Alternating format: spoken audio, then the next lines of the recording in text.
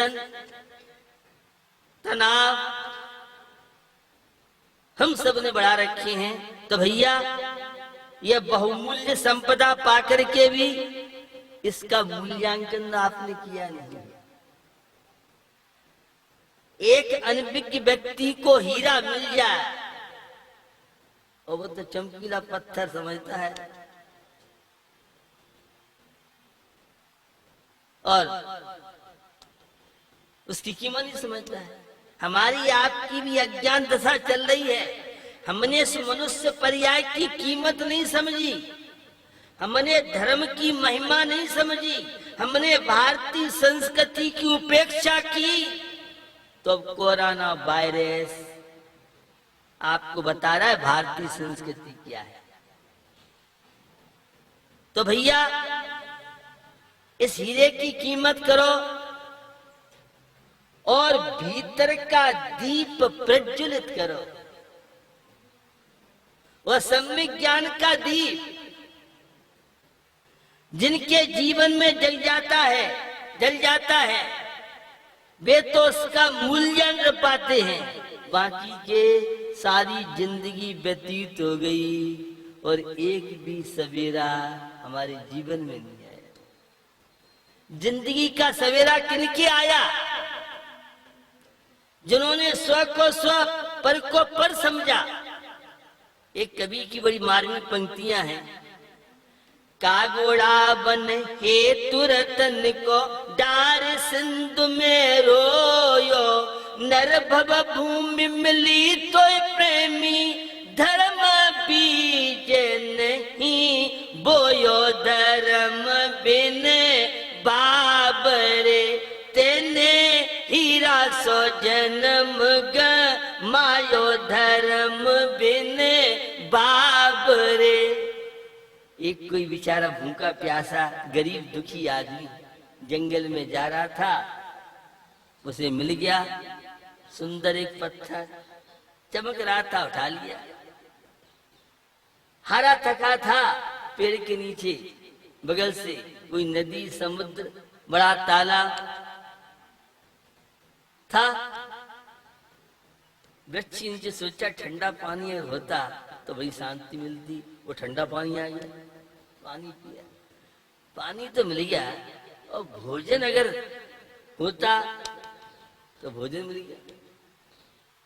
अब भोजन जब कर रहा था तो एक कौवा महोदय आए, काव काव काव काव। उसे गुस्सा आया, तू शांति से बड़ी मुश्किल से भोजन मिला है और तू काव काव कर रहा है। उस पत्थर को लिया, उसमें जड़ा तो कौवा दौड़ गया, लेकिन वहां सब समाप्त।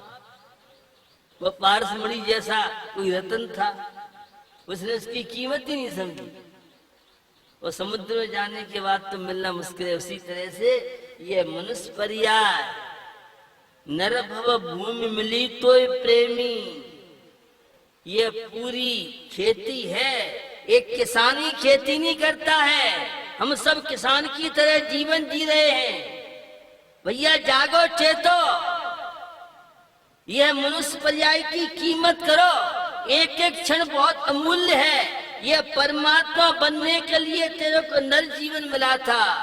भूल गए राग रंग, भूल गए चक्री, और तीन चीज फिक रही, नौन तेल लकड़ी। हमारी आपकी दशा। इस मनुष्य पर्याय की कीमत समझे भैया। जीवन क्या है और जीवन को जानने के लिए, जीने के लिए जागना जरूरी है।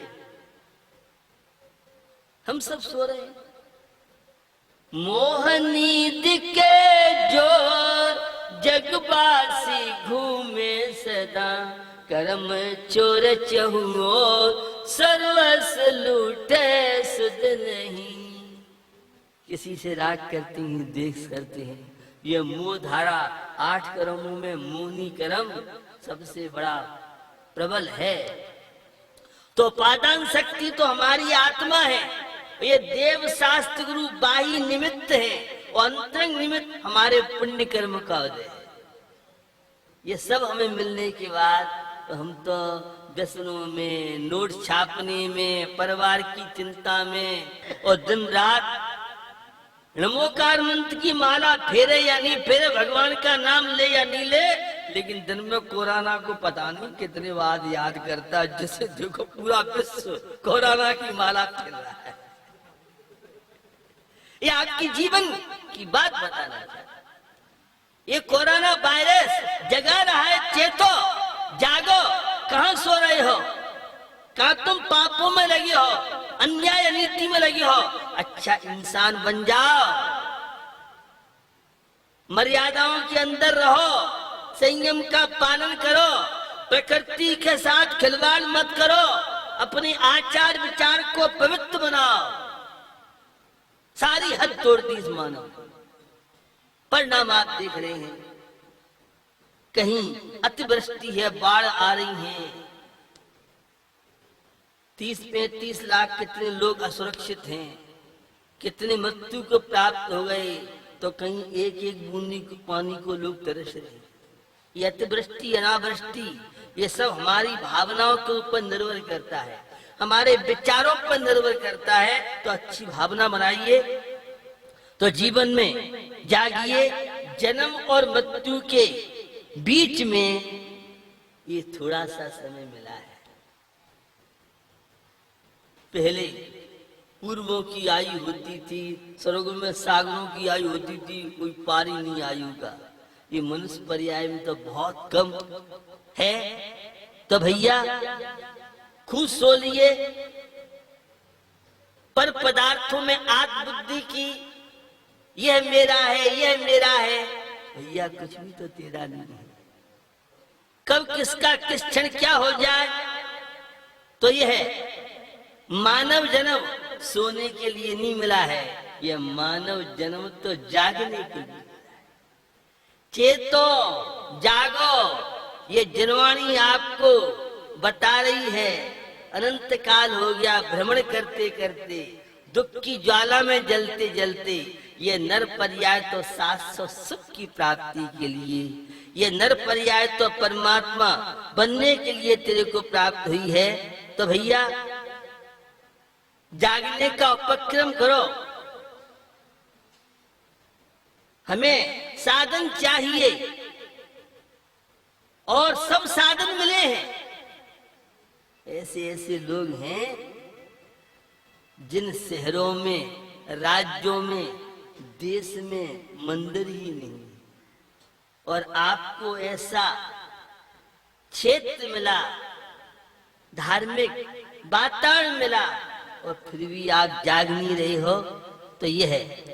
तो भैया जागने का उपक्रम, और उसके लिए अंतस चक्षु खुलनी चाहिए।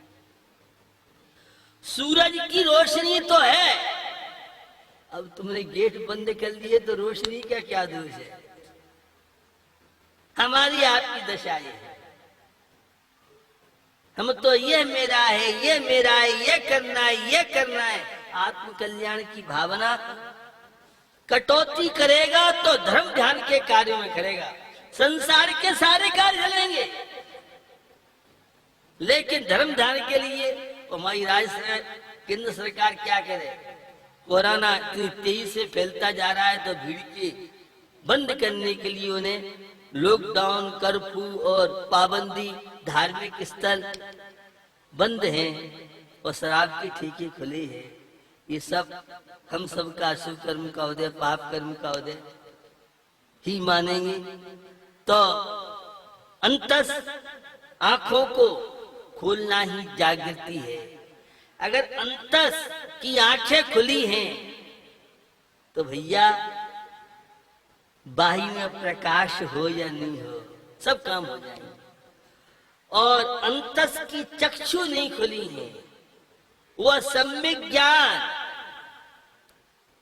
समीचीन ज्ञान हमें नहीं है। शब्द ज्ञान तो सबको है, सब जानते अकेले आए अकेले जाएंगे, लेकिन भैया मानने कोई तैयार नहीं है। तो अंतस की आंखें जिनकी खुल जाती हैं, ऐसे लोग उस परमात्मा की प्राप्ति कर लेते हैं। तो भैया यह मानुष पर्याय मिली, उत्तम क्षेत्र मिला, और ये जन्म से लेके मृत्यु का जो बीच का पीरियड है ये जागरण के लिए है। संसार के कार्य तो अनंत काल से, अनादि काल से चल रहे हैं, चलते रहेंगे।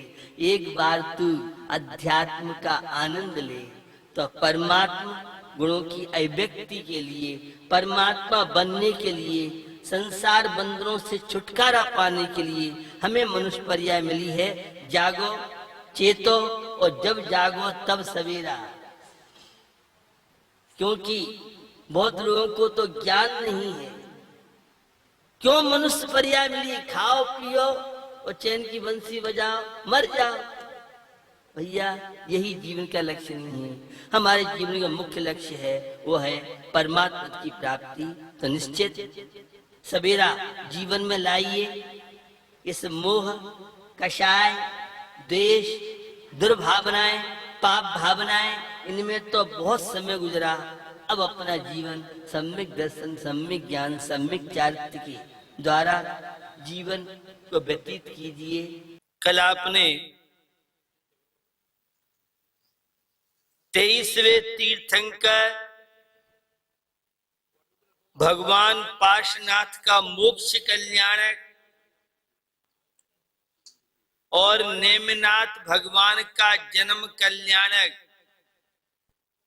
और तप कल्याणक एक वैराग्य का प्रसंग था। और उस भव से मोक्ष जाने वाले नेमिनाथ भगवान का अंतिम जन्म था। और सबसे ज्यादा कष्ट जन्म और मरण में होता है।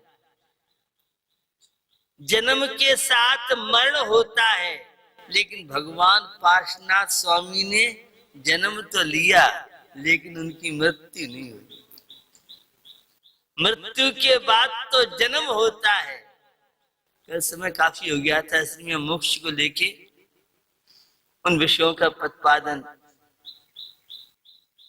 विस्तार से नहीं कर पाया। तो आपको बताना चाह रहा हूं कि जन्म के बाद मरण, मरण के बाद जन्म। लेकिन भगवान पार्श्वनाथ मृत्युंजयी, उन्होंने मृत्यु को ललकारा। दुनिया को तू डराती है, हम देखते आओ मैदान में क्या तुम्हारे पास ताकत है। और खुला चैलेंज मृत्यु को दिया। तो मृत्यु के बाद तो जन्म होता है, लेकिन उन्होंने निर्वाण पद की प्राप्ति की थी। अंतिम उनका जन्म हुआ। हमें ये भावना भानी चाहिए नेमिनाथ की तरह हमारा भी कब वह अंतिम जन्म होगा जिसके बाद न बुढ़ापा आएगा और न मृत्यु होगी। केवल ज्ञानी जो होते हैं उनका बुढ़ापा नहीं आता है, वे हमेशा युवा बने रहते हैं। जिन्हें हमेशा युवावस्था प्यारी हो, केवल ज्ञान प्राप्त कीजिए और अपनी जवानी को सुरक्षित रखिए। कोई बुढ़ा नहीं बनना चाहता है, लेकिन काम सब बुढ़े बनने के करते हैं। खैर, यह जन्म कल्याणक नेमिनाथ का, तप कल्याणक हमें संयम, तप, त्याग का पाठ सिखा के कल के दिन गया। और तप संयम की महिमा कि उन्होंने पार्श्वनाथ भगवान ने साधना जीवन में की तो मोक्ष को प्राप्त कर लिया। आचार्य अमृतचंद स्वामी का यह चलनान योग का पुरुषासिद्ध उपाय ग्रंथ एक कारिका के द्वारा चर्चा को आगे बढ़ाऊं। घड़ी तो बंद हो गई, एक दूसरी टाइम पे से। तो आपको बताना चाह रहा हूं कि पुरुषासिद्ध उपाय में अपनी अनेकों विशेषताएं, श्रावकाचार तो बहुत है, लेकिन जितना सुंदर विवेचन अहिंसा का इस ग्रंथ में किया है, आपको अन्यत्र चलनान योग के ग्रंथ में इतनी विस्तृत चर्चा सुनना, पढ़ने के लिए मिलना मुश्किल है। ये कारिका एवमयम् कर्म कृतैः भावैरसमाहितोऽपियुक्तैव प्रतिभाति बालशानां प्रतिभासः स खलु भवबीजम्। संसार की दशा, यह संसारी प्राणी, ये आत्मा, वह रागादि भाव के लिए अंतरंग निमित्त कर्म का उदय है। बहिरंग निमित्त द्रव्य क्षेत्र काल भाव के अनुसार कर्मों को निमंत्रण आप देते हैं और उपादान आपकी आत्मा। निश्चय से तो यह प्राणी आत्मा के भावों का करता है और कर्म का उदय 24 आवर्स चलता है। कर्म का बंद भी 24 घंटे, सोते उठते बैठते। कोई आपने ऐसी बैंक का नाम सुना है जो संडे के दिन ब्याज नहीं लेती हो? होली दिवाली के दिन तो बैंक की छुट्टी रहती है, तो ब्याज नहीं लगना चाहिए, लेकिन वह 24 घंटे ब्याज का चक्र घूमता रहता है। ऐसे ही कर्मों का चक्र 24 घंटे